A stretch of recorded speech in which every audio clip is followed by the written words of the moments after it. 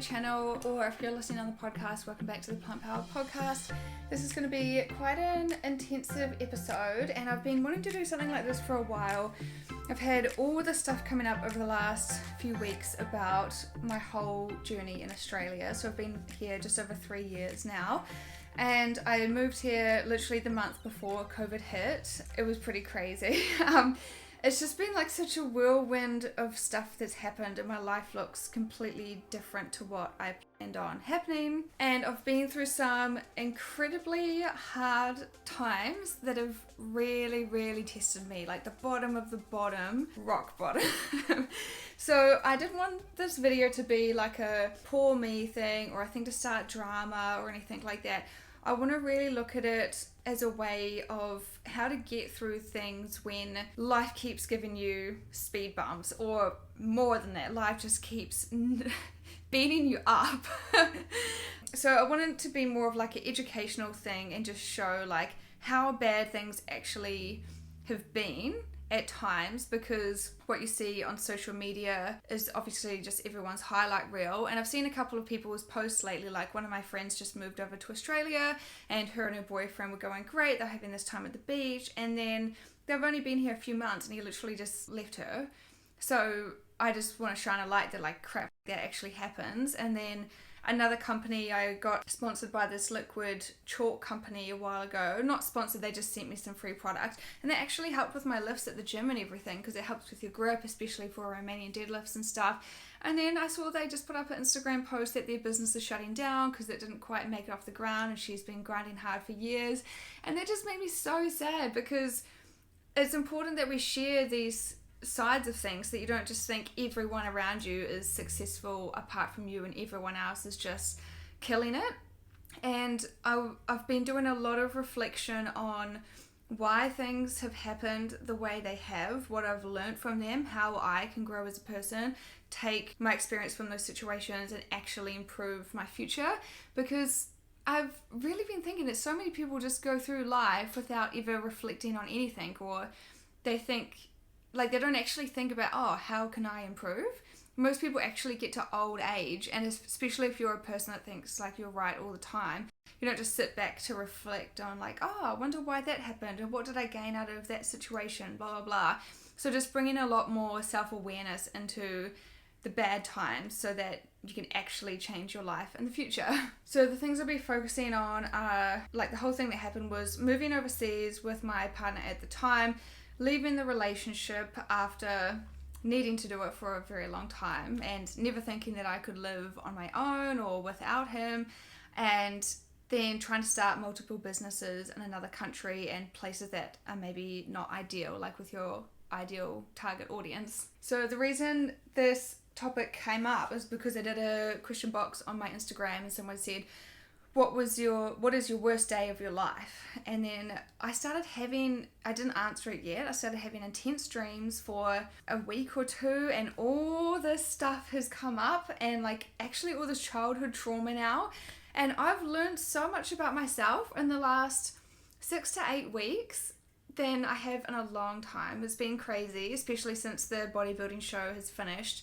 I've got spare space and time now that like you've finish working towards one goal for like an entire year or more, actually space in your brain to think about other things. So the worst day in my life is getting kicked out in the middle of the pandemic and having nothing. I had no car to get to my job, I had no savings, and the borders to my home country were closed, and I just had to go live under my ex's mum's house with no one. I had no friends up there yet. It took me about 11 months to make friends, because I feel like a lot of them were mums, and so just like a different demographic, like a lot more families. There weren't really many people my age or with my kind of interests, so it did take me a bit longer to even make friends after the move. So that's an important thing to shine light on as well. Like when you pack up your whole life and go somewhere else, there's all these different factors to consider to feel like you've got a community again and got support. So just being stuck there, and we're just in the middle of a pandemic and I can't leave. So that's the worst day. But what I'll do is like take you through some of the worst, hardest things.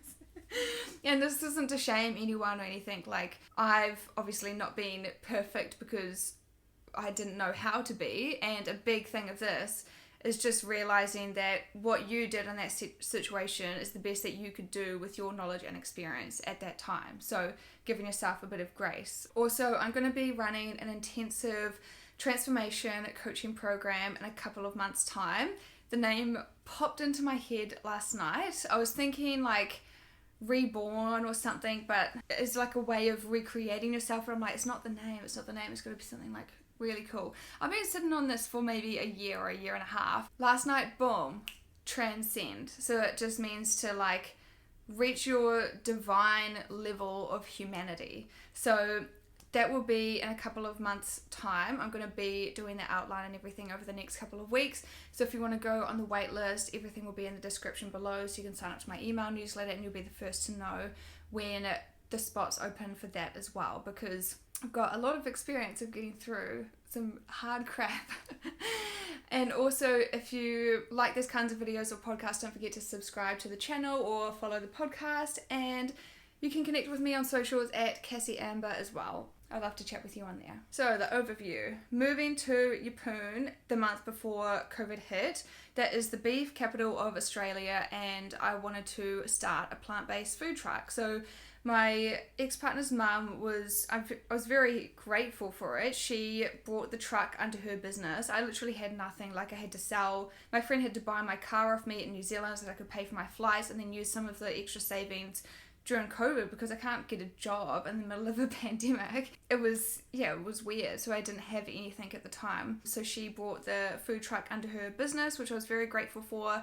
And it took me 6 weeks to get it live because I've never done like paperwork and stuff before. Like, you've got to get permits to park on certain areas of the road. You've got to get your food safety thing. You've got to like draw pictures of the trailer about like the sinks and all this like random crap that I don't usually need to do in my business because I've always just done online work. So that was a process in itself, like working with the council and all this stuff. It was very overwhelming. So yeah, that was 6 weeks to get it live, and then I was running it for 6 weeks. And then before that happened as well, because I was so stressed about trying to do all that paperwork, he sat me down and he said, I'm done.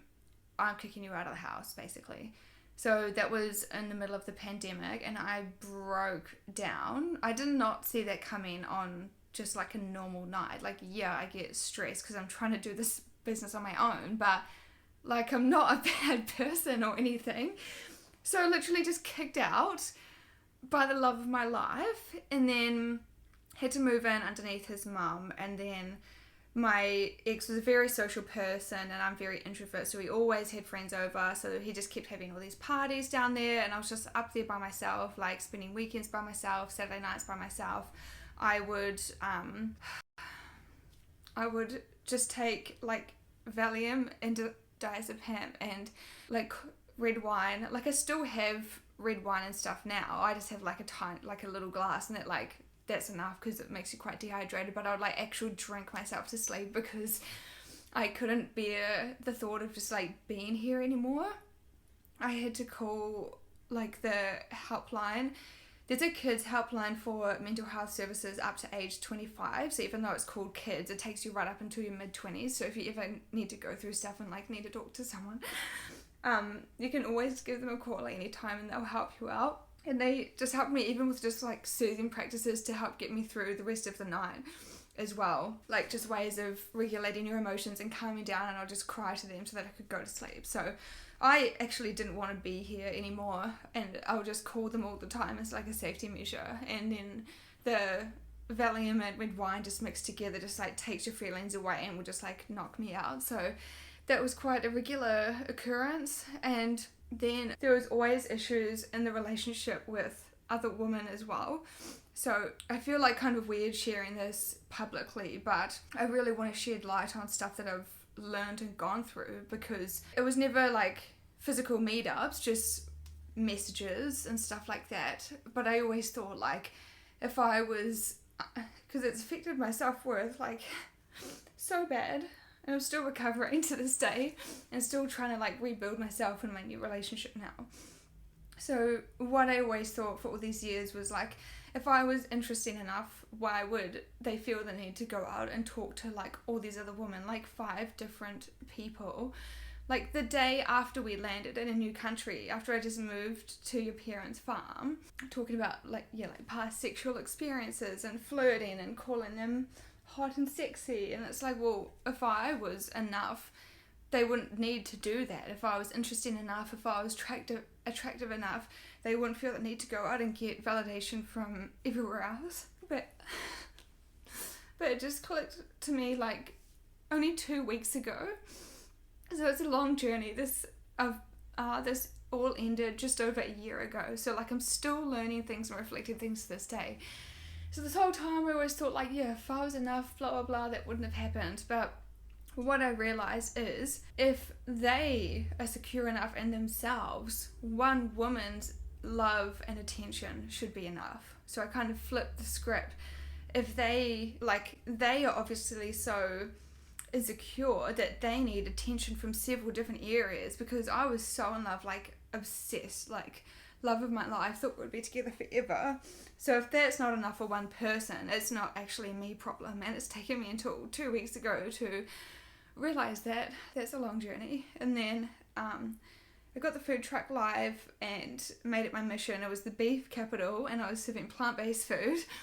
So that was an awesome experience for growth. Even like I'd never put on a trailer before, like even just doing the basic stuff, having to put on a trailer, reverse the car up to it and do all that kind of thing. There are so many technical issues that go wrong in business. So the generator wasn't strong enough to power the truck, so I needed an inverter, but it wasn't. So an inverter holds covers the noise of it so that you can actually hear people ordering the food, but a generator is so expensive, so I didn't have that. But because it wasn't an inverter, it doesn't manage the power properly. So sometimes I'd get up at 3 o'clock in the morning, finish making all the food. I did this all on my own. Get up at 3, like out to the mountain by 5, would be serving people all day until about 3 p.m.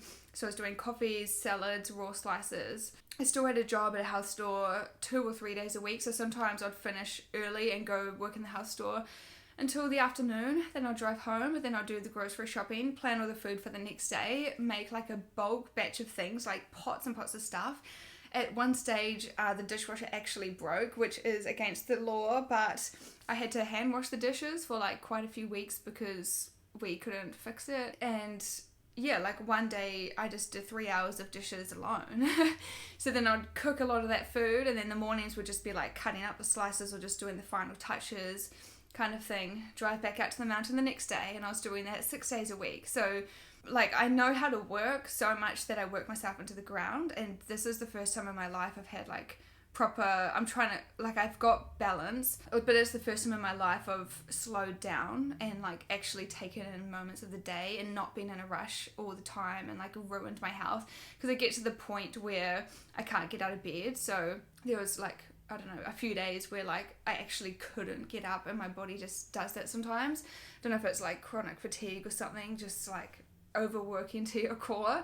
Oh my god, why does life do this? I've been talking for like another 15 minutes and then it just went to get up and blow my nose, and the phone had stopped ages ago because it overheated. So I just lost that whole thing.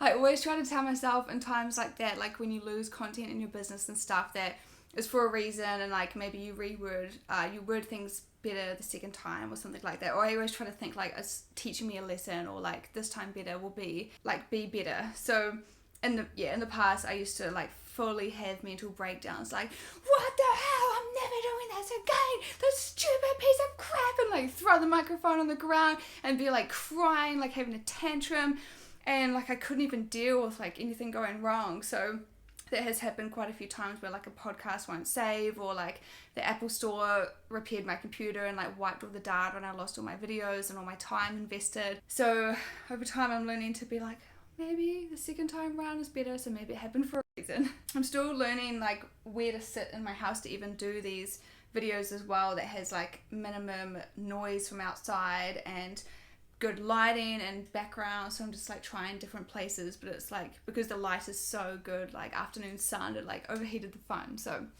back to the story. Hopefully there's no double ups. Man, I gotta backtrack so much now. So, food truck. So yeah, sometimes the generator would like cut out and break the coffee machine. So I made a big loss on the food that I'd made for that day and everything like that as well, and then had to call out the coffee people, then had all these salads that would go off and all that crap, and would literally like burn myself into the ground. So they called me in for a meeting, and I thought they were going to ask if I wanted to add the ute onto the, it's not like a lease, whatever you call it, like when you make payments and then eventually you own it, like rent to own. I forgot the word because I'm having a mind blank, but I thought that's what the meeting was going to be about. And they called me in and they said, you've got 7 days to come up with 22 grand or we sell the whole thing. And I just spent hundreds of dollars on stock literally the day before for like all the sustainable food containers and all the coffee cups and all the coffee beans. And I spent like hundreds of dollars just the day before that meeting. And then I get told I've got 7 days, and then spent hundreds of dollars on getting the logo put on the truck, all the money with the council, getting all the approvals, the food safety certificates, all that kind of stuff. So that was crap. And I obviously have nothing and can't get a loan. So I just had to give it up. And yeah, I lost my business. So reflecting now, back at the time, it was obviously the worst news ever. But if they think it's because I didn't do good enough, like we never actually had any meetings as to why or anything, it was just like, this is it, deal with it. But if it's because they think I didn't do good enough, like at least I know in my soul that I poured everything I had into it. And it's only like the knowledge and experience you have at the time. Like I was 23, I'd never done that before. I was in the newspaper twice. So like at least I know that I did my best. And even just little things like I had to carry around the petrol for the generator. But then when I had to work at the health store, I was like, oh, well, I can't leave it on the back of the ute because someone will steal it. So I had to put it in the car. And then I got in trouble because the whole ute smells like gas. So then they said, oh, well, instead of that, like you can put it on the back and just chain it up with padlocks so that no one steals it. But I would always like get like yelled at. But when those things happen, like I've just never been in that situation before. So everything's just like a learning experience. So after that, it was a test of me choosing when enough is enough and what my personal limits are. So I think that's what this whole journey has been about. I've done a lot of reflecting on my childhood, and people always say you choose a partner who's like your dad, and then I've been asked like, how come you were in a relationship like that when your dad is so soft? But it's because of the house I grew up in. So when I was young, I don't think there's one day that there was no yelling. I saw my mum get yelled at every single day, several times a day. So I attracted something that was literally equal to that. Like I always said I'd never be in a relationship where there's like someone raises their voice at me, and that was just the norm. So it's weird how we attract what we think is normal, and we're not aware or subconsciously aware enough to even know what's happening or why that's come into our lives. So it's like the universe testing us kind of thing, or it's because that's what we're comfortable with and it's how we feel safe, even though it's literally not safe at all. It's just because we're used to that from our childhood. So seeing my mum get yelled at every day, and then my dad is so soft that he won't even stand up to anyone to start any kind of disagreement. He's like a big softie. So those two things put together, I'm like, well, that explains a lot with how I am in relationships and conflict resolution and dealing with things. Like I have no idea. I'm just learning this at age 26.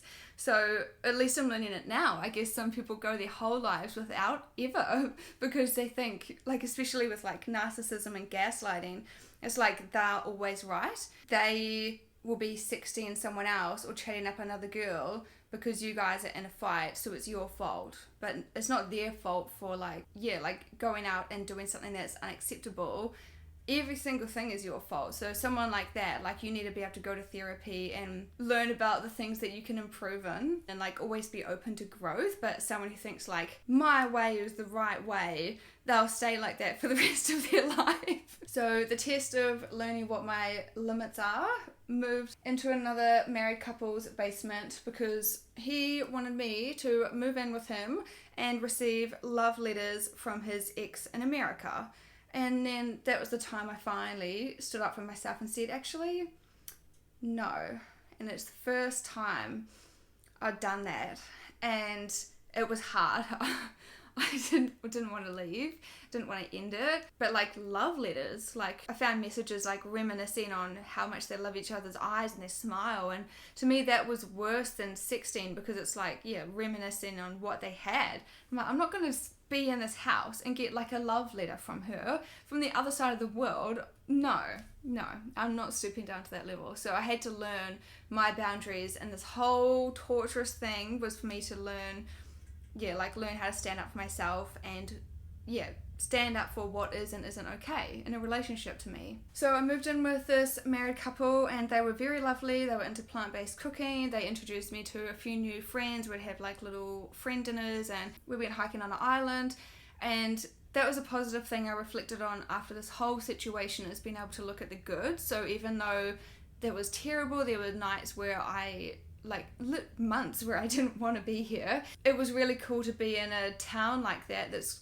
like secluded and stuff, because we didn't really experience COVID like the rest of the world. We saw everything happening online, and it was obviously around, but when all the cities are in lockdowns and people are confined in their homes, and I'm thinking especially people in like apartments who can't even go outside, we could go on the quad bike down to get the mail. I went horse riding on Clydesdales past an abandoned hotel. When I lived with this couple, we went over on a boat and went hiking on this island for a day. So all of that was really good actually for those 2 years, like not being in such a busy area. So even though it was hard to get clients because they're not really the right demographic, blah, blah, blah, and there's all these issues and feeling isolated and having no one, there's always like a positive thing that can come about a situation. So then that is actually when I decided to sign up for my first WBFF show. I'd been living in the basement eating peanut butter sandwiches and coffee, and I've realised over the years that when I'm having like bad mental health days, it's actually my comfort food for some reason. Just have like a peanut butter sandwich and coffee, but like for every meal, which makes you very nutrient deficient, especially if you're plant-based. Like a few months of that, you are depleted. Like I swear, even from all the stress, like and everything, even your hair takes such a long time to recover, and you can like see it in your face. You're like all washed out and stuff. So especially during the lockdowns as well, like I wasn't going to the gym or anything. Like they were all closed down. I was trying to do some pathetic home workouts on the lawn. I had never even done like proper weights at that stage. Like I'd never done a hip thrust or deadlift or anything. And then I signed up to WBFF. I saw it keep popping up on my Instagram, and I looked up to those girls. I think they just look so full and like filled out, but just the glitz and the glam, it really was something that attracted me. So I went to my local gym and I said, is there any coaches here who can prep me for the show? It's actually in 6 weeks. I'd never done a show before, and people think that's crazy. Like people prepare for years, like full on build for like a couple of years, and then like a 16 to 20 week cut, plus sorting all the bikinis, the heels, the posing, the dieting. Like I just signed up and just like had to have 2 video calls to learn a posing routine. I got a secondhand bikini off Facebook Marketplace. The girl I bought it off had big implants, so I had to actually stuff the bra because it was way too big for me. I did have like a bit of undertone of muscle from like the sport I did growing up, but I'd lost a lot of weight from not eating properly. So I actually like didn't look too bad considering like I just signed up on a whim and have never done anything like that before, never tracked food before. So I was just trying to like learn about tracking protein and stuff for the first time, and like trying to use MyFitnessPal for the first time. That was 2 years ago. So signed up and did that show, and I got 3rd, and that gave me a huge confidence boost.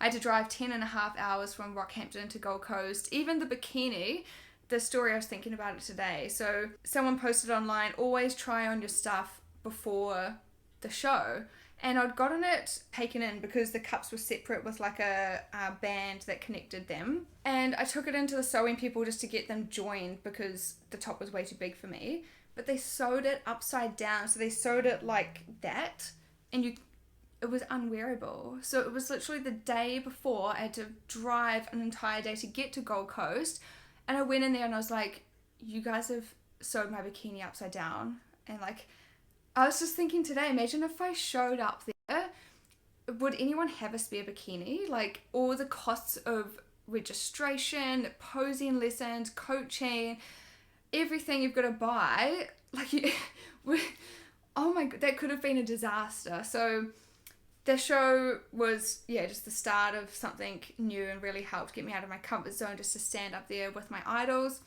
and getting a play scene. Like, I actually burst into tears on stage when they called out my name. I just couldn't stop crying. So that was a highlight of my life. So then I was still infatuated and in love after like 9 months still. So I decided to give it another go. It's always what happens in those relationships. And looking back now, like when you explain it to people, I think when the bad times can be so bad, those sorts of relationships have like the highest highs as well. So it like always draws you back in, or it's like a need of constantly needing to prove yourself to that person, like, okay, I'll be better this time, blah blah blah, because like you never feel validated or enough, so you're like constantly trying to prove yourself, which is why you always go back. And even though the bad times are literally terrible, the good times are like the absolute highs. It's two opposite ends of the spectrum. So moved back into a new house, and there are a few issues. Like, we were trying to take over a lease, but then the house got taken off the market, and it always happened like that. Like, I never shared him to my social, he never shared me to his social media, and I always think it's because he didn't want to like cut off ties with the other girls so that they would know that he's in a relationship. That's my theory.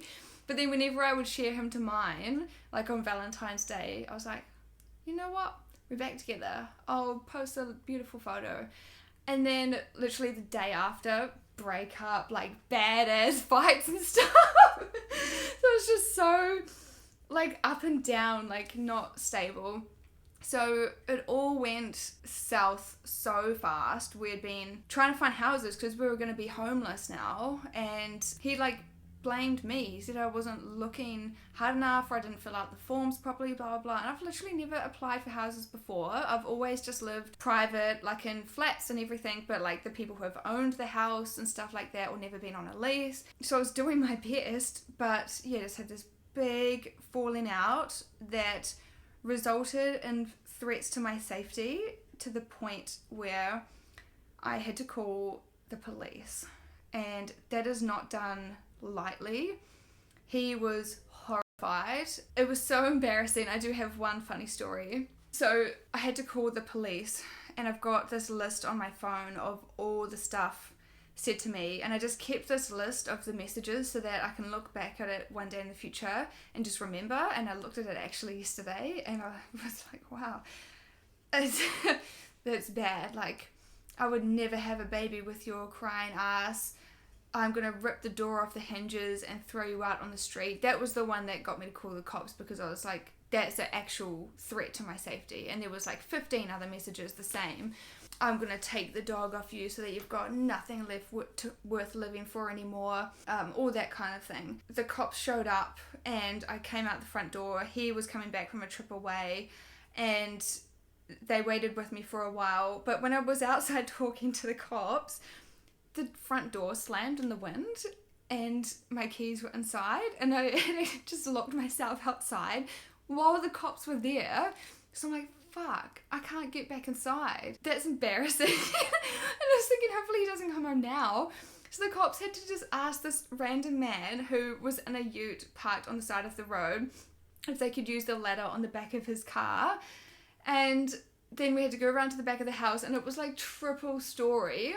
There's me climbing up this long ass ladder trying to squeeze in the bathroom window with like the cops there helping me, and like the man who's like got the truck, and he was just doing what the cops asked because they're police, like, okay, we'll help this girl get back in. I was like, man, hopefully he does not come home now when I'm trying to break into their own house, because the door slammed. It's that's literally just such a silly moment.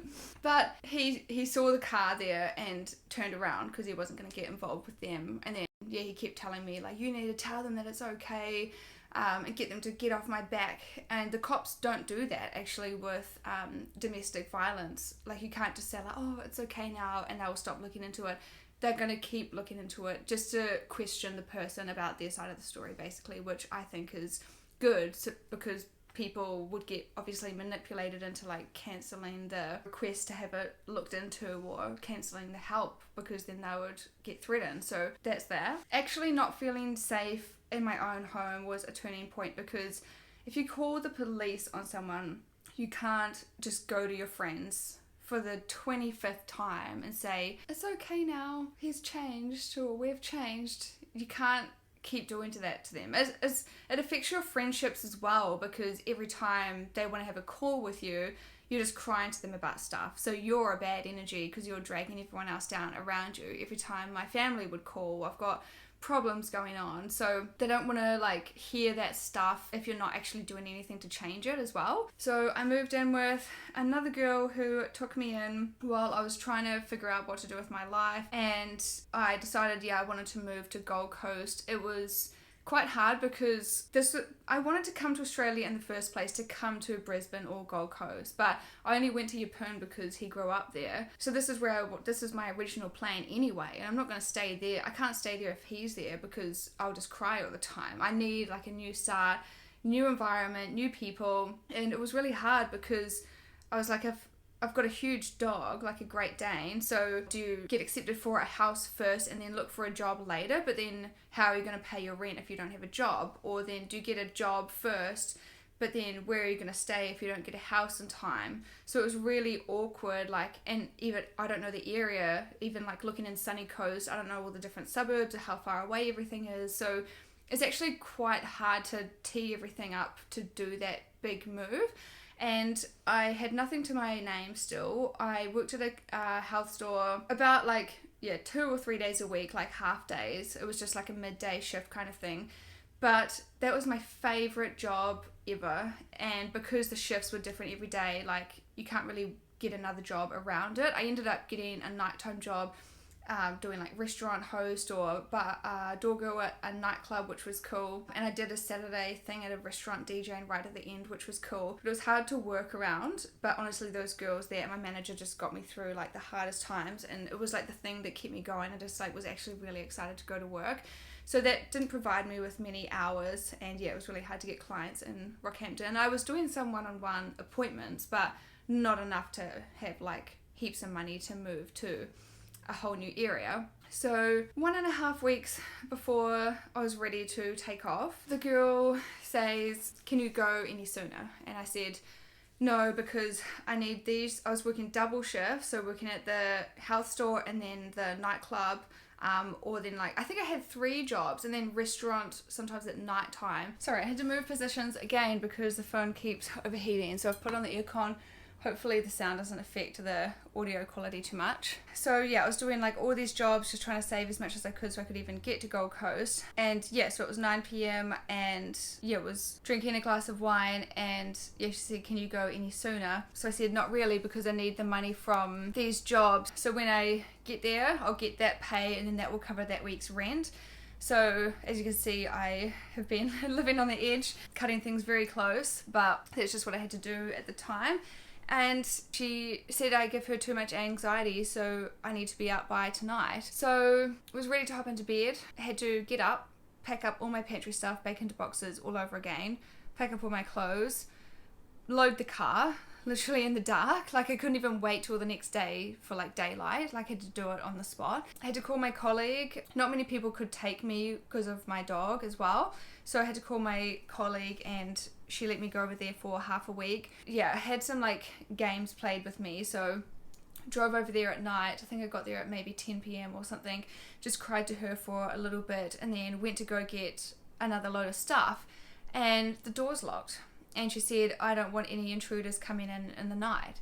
And I was like, I've just lived with you for weeks. I'm not an intruder. You said it's got to be done by tonight, so how can I get my stuff out tonight if the door's locked? Oh, it's just so many dumb things and really bad times. And then I had a weekend of double shifts ahead of me. I had to tie my dog to the trampoline at my colleague's house, and this is like a mum with like kids and family and stuff. So I had to go off to work. I didn't have any undies or socks because it was at the house that I couldn't access. Yeah, so she's just like, oh, I'm out all weekend, like all of a sudden, and would keep playing games like, oh, like you can come between 7 a.m. and 8 a.m. and I woke up at like 8:10, so like missed my chance or whatever. So it was so annoying. So to go to work, come home, had like an hour in between, had to wash my undies and socks in the sink, dry them out in the sun, eat some lunch, go to the next job. I couldn't even buy new ones because I think my jobs, like with the times, it was before anything was opened and after everything closed in the afternoon as well. So I had to do that for 2 days straight, like washing everything in the sink by hand. Like, oh, it's just so many bad things. So I managed to go get the rest of my stuff out of there. And with my bed as well, I had to sell it, hopefully sell it, and the money from that would be used for my bond to secure the house in Gold Coast. Like, just pulling together all my resources trying to make this goal happen. And I think I had like a 2-hour window or something. She said you can come to the house between these times to just like finish the rest of the stuff. It had like a desk in the bed or something, so to pull apart the bed, put it on Marketplace, and a lady wanted it, and if she wasn't able to come at that time, the girl was going to take it to the dump, which would be a $500 loss, and I wouldn't be able to pay my bond. So had to go there, clean it, because it was a material beautiful headboard, and like sometimes the dog hairs get stuck in there, so I was just trying to do my best. The lady came within the time frame, got the bed, got the cash, so I could pay the bond, like cutting it so close. If one little thing went wrong just then, the whole thing would have just failed. And then my colleague, her daughter was coming back, so she needed to use the room that I was staying in, so I could only stay there for half a week. So my friend, who was lovely enough, said that I could go stay at their mum's house, which was quite a drive away from any of my jobs, but I didn't know who they were or anything. I had no connection to them, but they took me in and gave me a room for half a week, so I had to drive an hour into town each day to do my double shifts, drive an hour back, like check my dog, make sure she's okay, because she's getting dragged around to all these places. Like, they need time to get used to their environment and like make the home theirs, and she's just like not feeling comfortable. So driving back to check on her, drive back to do the night shift, come back, blah blah, wake up first thing in the morning, go again.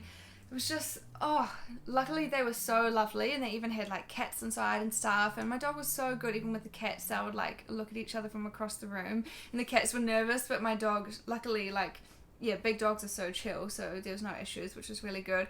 So I'm very grateful that they took me in, and they said you can come back at any time if things happen in the Gold Coast and you need to come back and need somewhere to stay. You're always welcome here. And that was so special because I've just been told by all these people that I'm horrible. I get kicked out by the love of my life. I had to leave from like his mum's house, like kicked off the property in a really messy way when that all went down, because they were like, he was like yelling at her, all the stuff, and then kicked out of that girl's house and at like nighttime. So all these people like had such a big issue with me, and then for someone just to say, who didn't even know me, you can come back at any time, it's been a pleasure having you. I was like, oh, wow, maybe I'm not so horrible after all. So the next stage of the journey, moving to a health retreat in the hinterlands, which was beautiful. I filled up the car, I had $50 to buy food on the way, because I'd obviously just come out of a horrible situation. Packed up the car, put the dog in the back, and drove 10 and a half, probably maybe took me even 11 or 12 hours with like stopping on the way and stuff. And finally arrived in Gold Coast, and I thought this was going to be it. A health retreat. Living at a health retreat in the forest. Like, how could you get any better? And I was like, my life is transformed. Like, waking up to see the view each day, I was like, how could you ever have a sad moment in this house with that kind of view? And it was meant to be like a commune where we all take turns doing the gardens and have space away from the government and all this stuff. And that just ended up teaching me a whole bunch of lessons on like a lighter level. Like, it wasn't as, it got intense, but wasn't as treacherous. Kind of did get treacherous at times, but it was like a lower level. Like, the person, it was not intentional, that's what I'll say. So like, things went wrong, but they're not trying to do that. It's just the way they are. They have unresolved trauma. So I've grown enough to know that. Whereas the other people, it's like come from a place of hate kind of thing. Within a couple weeks, she thought that my dog was going to eat her little fluffy dog. So my dog had to be locked in my room at all times. And it was like annoying, but it started to get really hard after a while.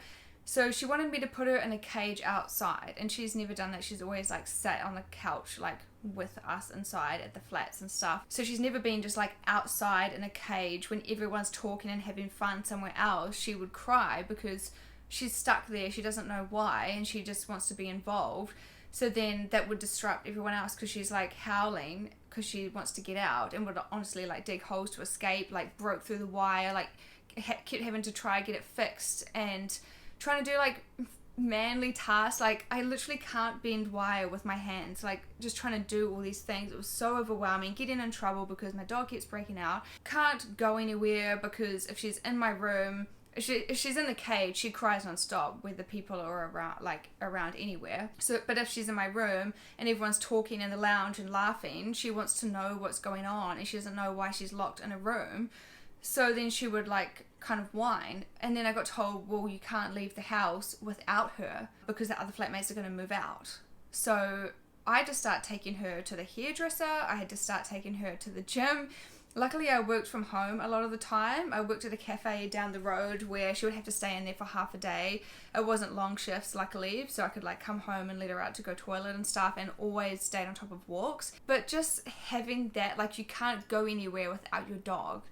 You can't do anything in life. And I went through some more hard times. I was trying to apply for a job at a gym, and it was like my 4th shift or something on trial, and yeah, I broke my little toe, so then I couldn't go to the shift because I had to go get x-rays, and then the next shift I couldn't go to because I needed to get the bone straightened. And then with the dog issues as well, they said, we don't think you're ready to have a job.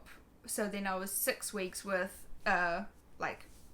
foot cast, whatever you call it, for foot splint. I had to keep it elevated a lot of the time. It was only my pinky toe, but it was like in the knuckle kind of thing. And because I'm from New Zealand, I can't get help from Australian government with any funding to pay rent or anything. Even though it's like a health issue and I'm physically unable to work, I can't access any government support. So that really got me down in the dumps. It was hard to even drive, like, at first, because the foot thing is so big. Like, if the blood rushed to my foot, if I knocked it on anything, it would move the bone. It would be so sore. So just like, just all these feelings come crashing down, just feeling like so hopeless, just wanting to give up so many times, and not wanting to move back to New Zealand. But I'm like, if I can't pay rent or like anything like that, I'm gonna have to go and move in back with my nana and go live off grid, because they moved out of the town to get off grid as well. And I got called an animal abuser by several different people because I had to keep my dog in the room. But if I don't, I'm gonna get kicked out of the house and I'm gonna be on the street. I don't have anyone here. I don't have anything. I don't have any backup or support. I don't have a network. So what am I meant to do? Like, I just have to follow the rules until I can sort something out. And with the housing market like it is, I don't work full time because I work for myself.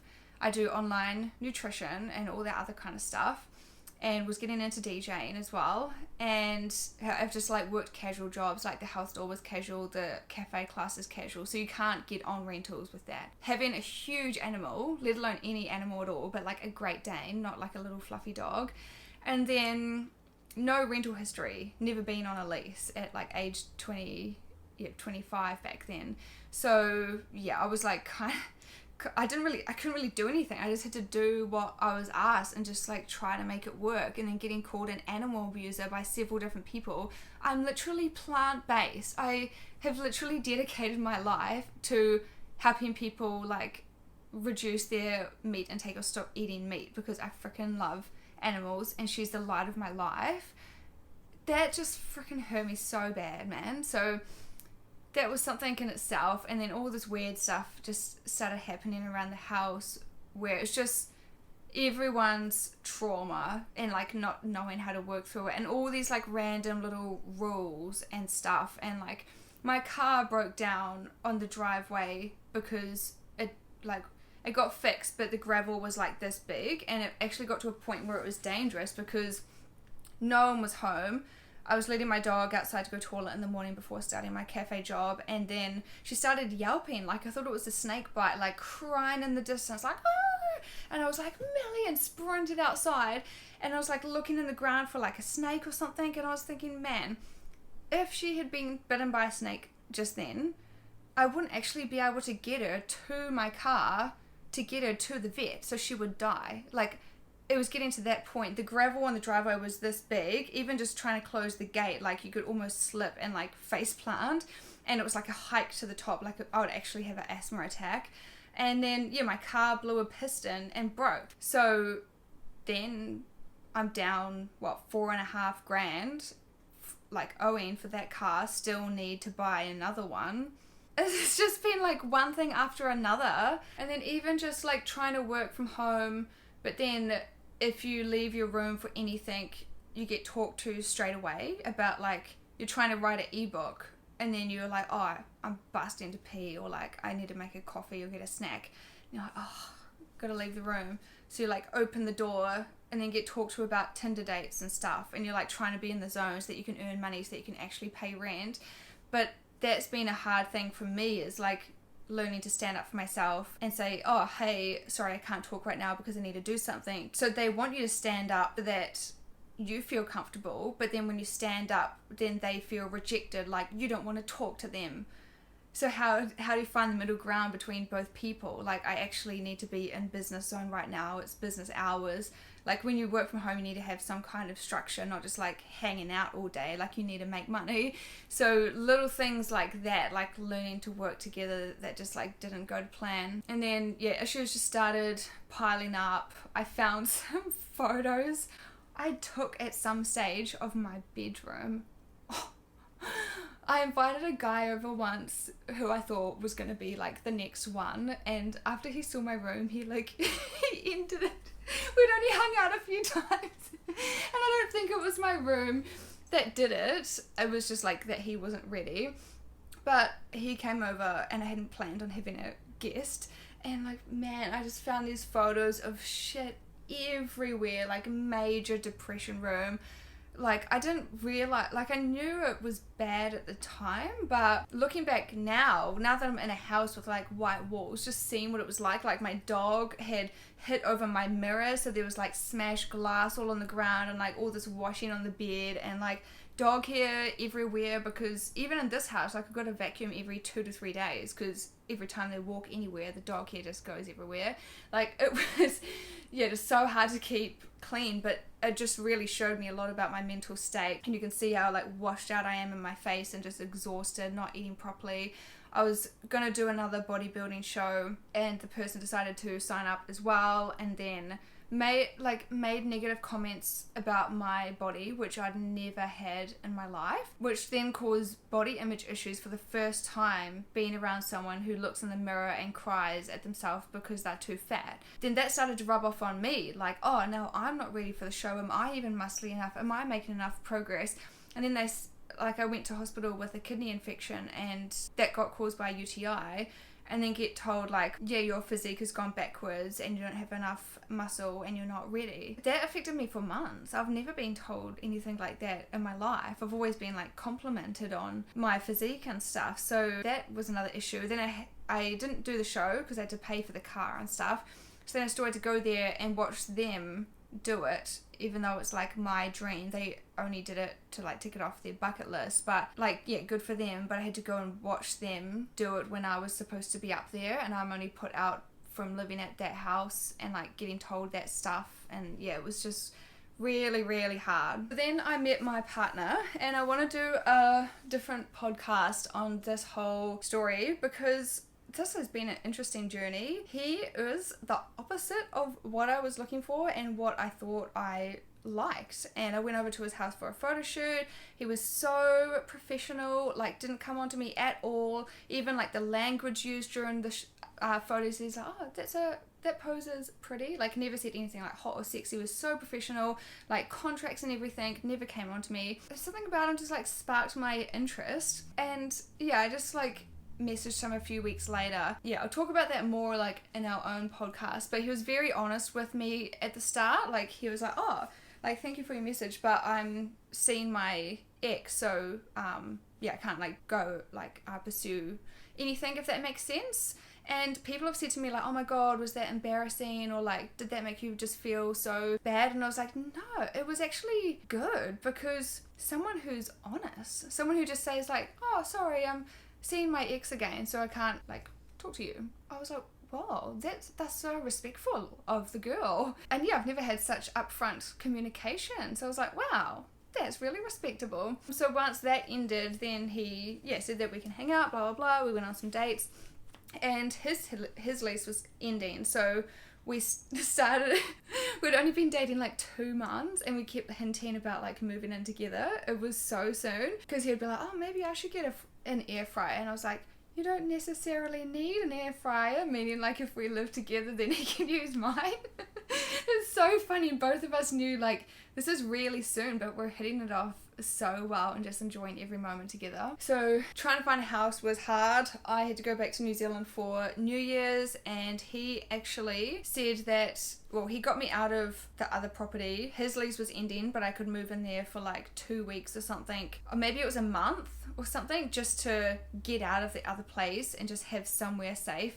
And it's crazy, like when you go through all these times, all you want is like a safe room, like a relaxing room. And when that girl kicked me out in Rockhampton, and I actually didn't have a room, all my stuff was in my car, I was like, all I want right now is a safe bedroom. When I had to call the cops on my ex and all that stuff, like you just want somewhere safe to relax. You don't even have your basic needs met. So he got me out of that house. I moved in there short term until we could find somewhere together. I think he stayed like home on New Year's and didn't go out so that he could look after my dog while I was in another country. Then 2 days after I landed in New Zealand, I was so stressed because I had to pack up everything and didn't have a house to move into. So like if we didn't have anywhere, we'd have to move in with his parents or something, like ages away. The day after I landed up in New Zealand, we actually got accepted for a house. So he stayed home on New Year's, moved house for me. I left everything in an office, and he did the whole thing. Sorted out a couch, got a TV, got knives for the kitchen, like moved house for me. And we just met like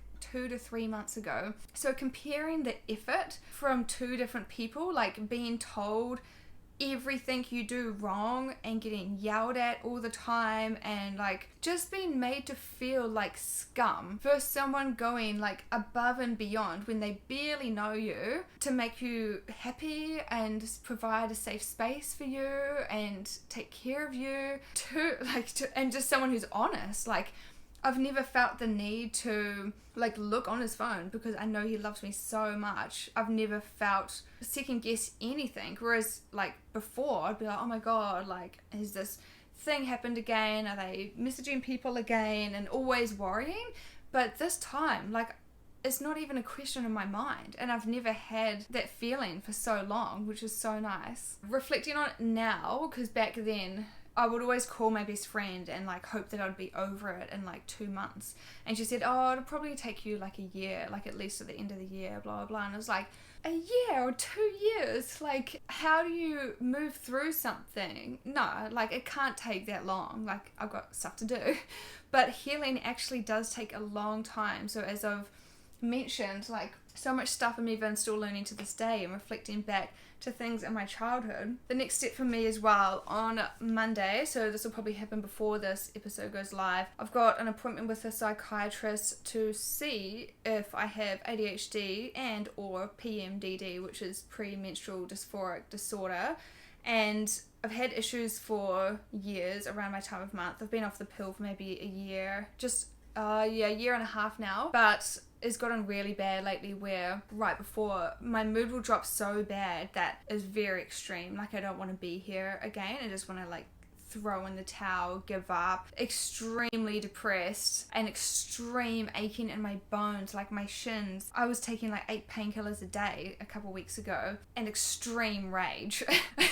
I couldn't be in public a couple weeks ago, and then a couple days into my time of month I wake up and I'm like, oh, everything is just great. I'm so excited for my future. Like just so blasé and happy, like two very extreme. So I think I do have PMDD. I've been like got an ultrasound for endometriosis in the past, but you'd need to get the keyhole surgery, which I'm not going to do. And if I have ADHD, my whole life is going to make sense. My family don't really believe in mental health stuff. It's hard to explain. Like, I always thought, like, I thought that as well. Like, why does everyone in the world seem to have a problem and like a mental health issue, and I'm normal, but why are so many people affected? But then I went to New Zealand, and my friend, I thought it was like little boys who can't concentrate at school, but I've seen all these people come out online getting diagnoses around this age because we mask it our whole lives, and especially with my upbringing. I've just freaking dived into so much stuff with like the need to please my parents as a kid, and like never feeling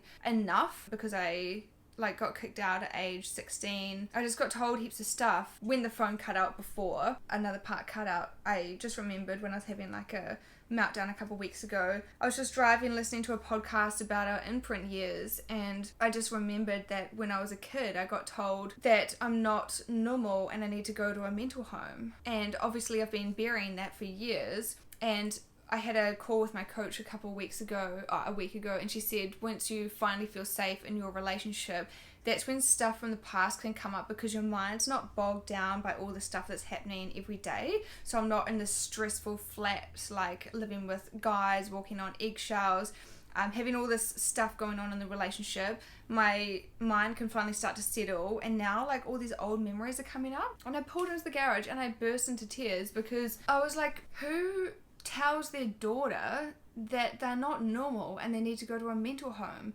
So now all these things are clicking. I've never felt normal or like I fit in my whole life. In any flat, I've never felt like completely part of it. I've always been friends with them and gotten on, but I always feel like they're like the close-knit group, and I just like can talk to them, but I'm never like fully part of any group. At school as well, like I always wanted to hang out with the popular girls, but like I was never part of the group. But yeah, I was just thinking like, yeah, all those things from your childhood, constantly needing to like please them and never feeling enough, even when you do every sport and you compete countrywide. I was a 100-meter sprinter, and then did like netball, I did rugby, I did 4 different types of dance. I started ballet from when I was 5, but competed mostly in athletics, and then get told, why don't you stick to one thing and actually get good at it? So even now that like affects me, because my brain just works like that. I have interest in a lot of things. I get bored very easily.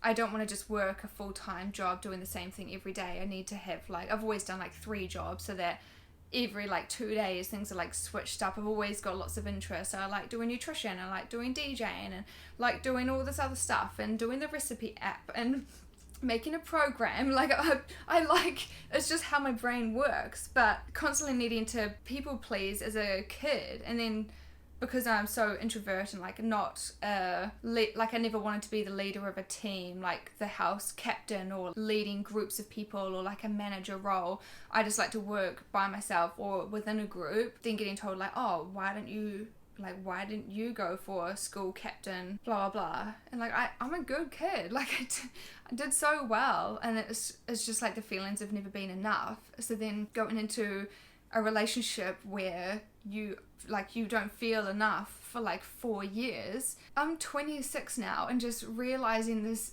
deep as stuff that is all coming up because of like your imprint years, and then how your relationship brings up that same stuff, and then moving into that household at the retreat, and then like the same stuff coming up again, and never pleasing anyone, and never being able to do anything right, and everyone's always angry at you and stuff. So yeah, if I do have ADHD, that will explain a lot of things, because it can contribute towards like a lot of socializing, like yeah, can affect how you socialize with people and your views on yourself, and you can get so overwhelmed that you get like a paralysis as well. And then people from the outside view it as lazy, but it's like there's so much that you don't know where to start, so you just like sit down. Like I've seen so many videos now that I've started looking into it, and like, yeah, I don't know, everything just makes sense. So that appointment's on Monday, so whichever the diagnosis is, like it'll be good to know the reasons for things, and then I can actually take appropriate actions in my life. And the thing with PMDD as well, if I do have that in relation to my time of month, like when me and my ex broke up, it was when I was on my period, and yeah, I did have like, I was moody. I literally can't help it, like I just get so moody. And he was like, yeah, you're on your period, blah blah, and was angry as at it, which most women, it's actually our hormones. Like, our bodies can't do anything about it, and we can try to control it. Like, yeah, eat some chocolate, do some stress release. Like, I like doing weights, doing outside, or going for outdoor walks. You can get the vitamin D and fresh air, blah blah blah. Like, you can do things. Try have a rest night in bed and look after your body. But if I actually do have a PMS disorder, then that means that, like, yeah, I don't know, like, I'm getting blamed for things that's actually my body. Like, I'm not choosing to be like that. You can manage it and now be aware, but I obviously didn't know that back then. So now I can take those tools and apply them to my future, so that, like, my current partner can work around it and know the days that I might not be good, or know when to just tread a bit more lightly or something. So we're getting to the end of it now. So I just wanted to say that I felt so scared of putting this out there because I don't want people to think I'm trying to start drama or blah blah, or blame people for anything. But I just wanted to give an insight into what things are actually like, because we always see the highlight reels online and you don't really see people's struggles with starting a business, or in a relationship you see everyone's nice posts on Valentine's Day and you're like, oh wow, why isn't my relationship like that? But they obviously have stuff going on behind the scenes as well. There's always stuff that you don't see, and people will look up to me online and say, like, oh, she's, yeah, like, this influencer, like, doing all this cool stuff. And yeah, I've done some cool things, but this journey has been a roller coaster for sure. And with DJing as well, I never thought that I was going to get one gig. My first debuts when I lived back there, I played up in Mackay a few times, and when I moved here, I didn't know anyone, and I'm very introvert, so I was like, well, am I ever going to get one DJ gig again? And I just put myself out there and made connections, and I've literally had bookings and played at bush stuffs and just proven to myself that I can do it. And I do things that scare me all the time. Even at the bush stuffs, I'll be shaking before I hop on stage because I'm so terrified, but I love it at the same time. You just, like, gotta do things that scare you and just push yourself to actually follow your passions, because I think people just thought, like, oh, I'll just give up because it's not, like, my true passion. But I've kept going and kept trying to get gigs, and, like, I've actually done it. So you can surprise yourself. So what did I learn from this whole thing? And wrapping up, some tips on dealing with rock bottom. Why did my ex act like that? Because of his childhood trauma. So why did their parents act like that? Because of their childhood trauma. Why did the person I was living with at the health retreat act like that? Because of their unresolved trauma. That's what I'm really learning, because I've been going to therapy and gotten confidence coaching. We just have so much stuff. We perceive the world based on our own experiences and things that have happened to us.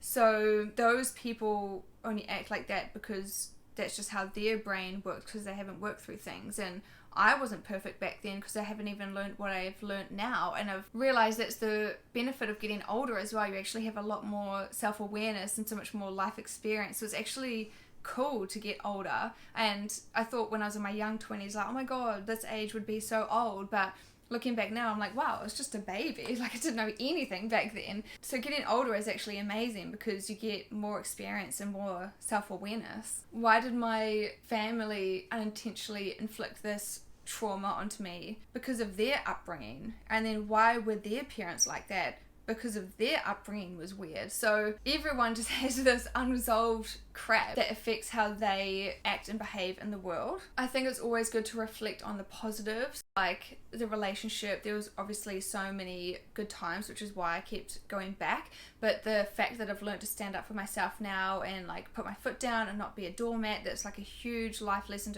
to learn.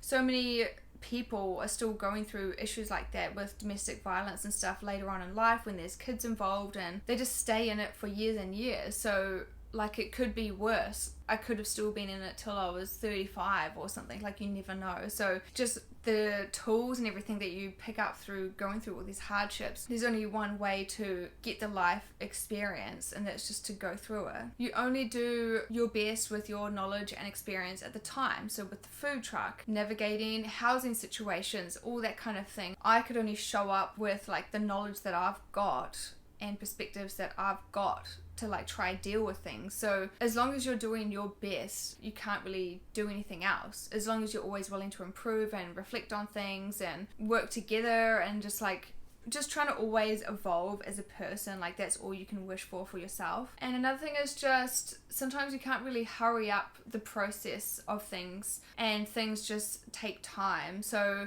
even I've been thinking, like, when I have very vivid dreams, I try to think, like, what are the dreams trying to tell me as well? That might sound weird, but they show you stuff. If it's like something really vivid that you wake up and you think about it all day, like, why do I have that weird thing?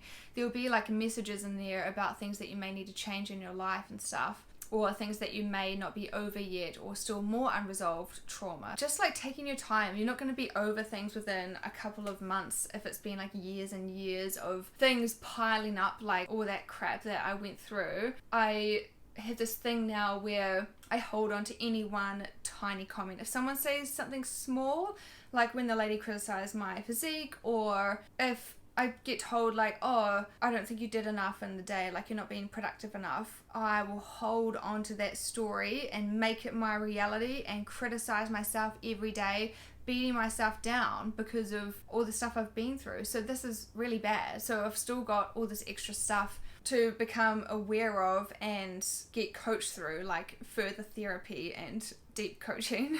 And just always remember that there is a light at the end of the tunnel. All those nights when I was so sad I didn't want to be here, I had to call the Lifeline one night and I was just like, I just want to hop on the quad bike and just keep driving. And I was like, I'm not going to, but I just need to call you guys for safety reasons, and I just need help and support. And you go through those times, you just think like, this isn't gonna get better. This is so dumb. I'm just drinking myself to sleep every night. I'm not eating anything. I'm just living off bread. I'm just on my own. Just so many sad thoughts, and you just think it's gonna be like that forever, and like, when will things ever lift up? Things get better, because I'll go through such depressive times and then something amazing happens, like get booked for a really cool DJ gig, or like have a major accomplishment in my business, or build a new friendship, get a new house. I'm living in my dream house right now. Met a lovely man who actually takes care of me, who is honest and so softly spoken, like will never raise his voice, actually knows how to communicate. Like, so many good things have happened and I'm finally in a good spot now. Yeah, I just always say that to people, like, you can have those few days, weeks, or might even be months of those treacherous times, but it does end. You do have to go out there and do the work as well, and like diving deep and doing the mental work and going out to do activities and meeting people and saying yes to things that scare you. Like, you've got to do those for things to get better, but it does get better if you want it to be. So I'll wrap up this episode for now.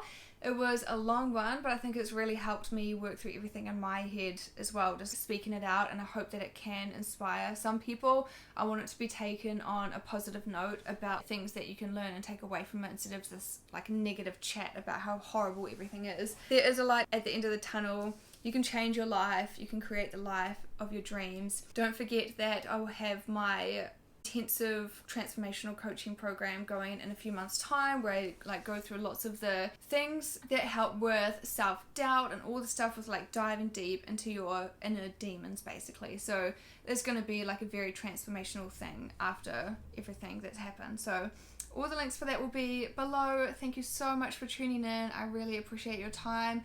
Hope you took away something valuable from it, and stay tuned for next week. Thank you.